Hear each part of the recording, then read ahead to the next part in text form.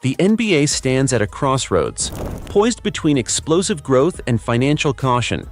Despite record revenues, including a staggering $77 billion national media deal and each team pocketing about $142 million annually, the league's future expansion is on ice. Adding 2 new franchises would cut each owner's share to $133 million, intensifying opposition from power players like the Knicks' James Dolan. Iconic cities such as Seattle, longing for the Supersonics' return, and Las Vegas, the sports world's latest darling, are ready, but logistical, competitive, and media market challenges loom. Skyrocketing franchise values: Boston sold for $6.1 billion, the Lakers are valued near $10 billion, mean expansion fees must climb, while local TV turmoil and diluted talent remain real dangers. For now, expansion waits. Smarter, richer, and more strategic than ever. Want the full story behind the numbers, power plays, and hidden politics shaping the NBA's next era? Subscribe now and stay ahead of the game. Why the NBA just killed expansion. Adam Silver stood at the mic in his usual sharp suit, facing reporters at the NBA's off-season Board of Governors meeting. And once again, the question came up: expansion. His answer? Calm, measured, and frustratingly vague.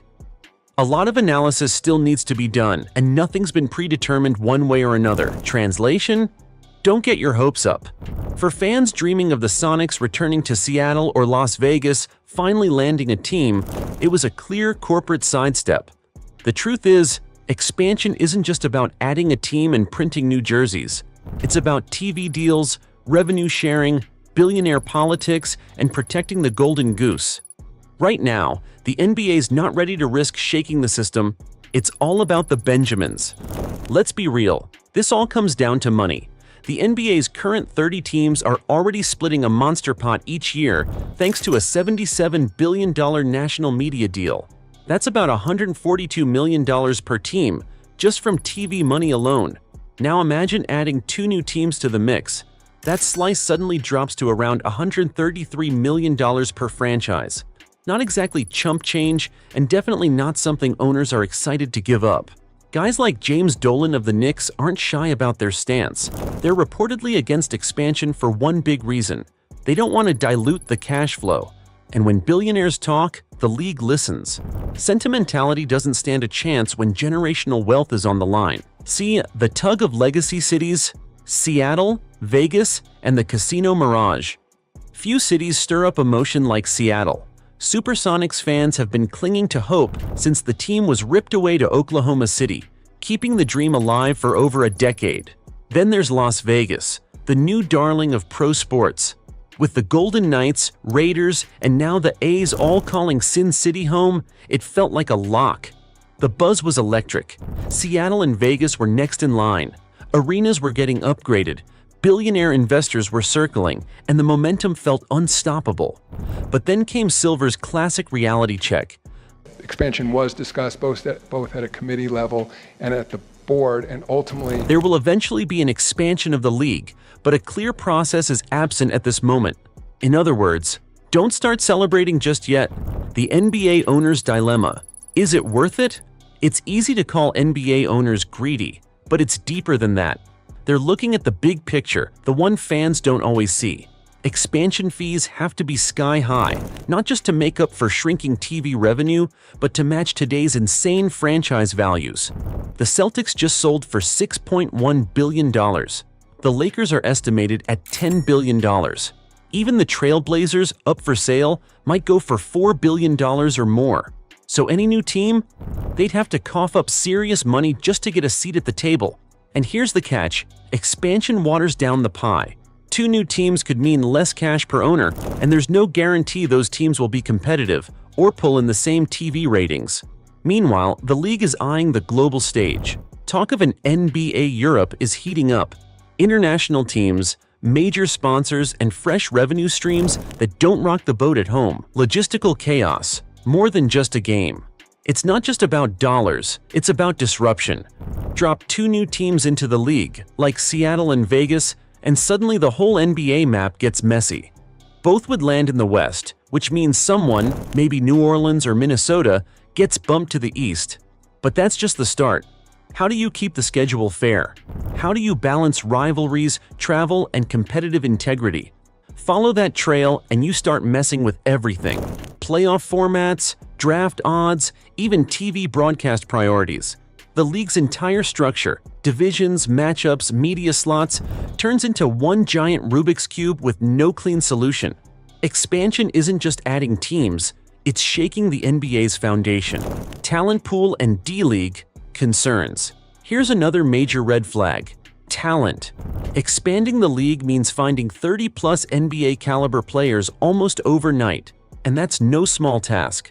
Suddenly, guys who barely crack rotations are starting games. The fear? A weaker product on the floor, more blowouts, more primetime games where fans tune out by halftime.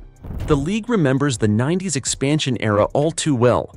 Those new teams didn't sniff the playoffs for years. And in today's highlight-driven, hyper-competitive media landscape, the NBA can't afford a drop in quality. Fans want elite matchups, not glorified G-League scrimmages. If expansion means sacrificing on-court excellence, the league may decide it's just not worth it. Streaming, TV, and the Wild West of local media. Behind the scenes, there's a media storm brewing, and it's hitting the NBA hard. Local broadcast money, once a steady cash cow, is now a giant question mark. Regional sports networks are collapsing, cord cutting is exploding, and nobody really knows what watching live sports will even look like 5 years from now. Adam Silver has been clear. The league can't just drop a new team into a shaky media market where local TV deals might be worth next to nothing or even lose money. While the NBA experiments with national streaming platforms, the business model isn't stable yet. Expansion only works if people are actually watching the games. And right now, millions of screens could be tuned to nothing. The real reason, expansion isn't dead. It's on ice. Here's the truth. NBA expansion isn't dead. It's just chilling in the freezer. The league isn't rushing into anything, and that's by design. Right now, expansion is stuck in pending review mode, not rejected, just paused. Adam Silver and the Board of Governors are playing the long game, quietly running a slow, methodical feasibility study behind the scenes. They're crunching numbers, weighing media shifts, city infrastructure, team valuations, you name it. The goal? Find the perfect moment when everything lines up. The money makes sense, the talent pool holds up, and even the most resistant owners feel like they're winning.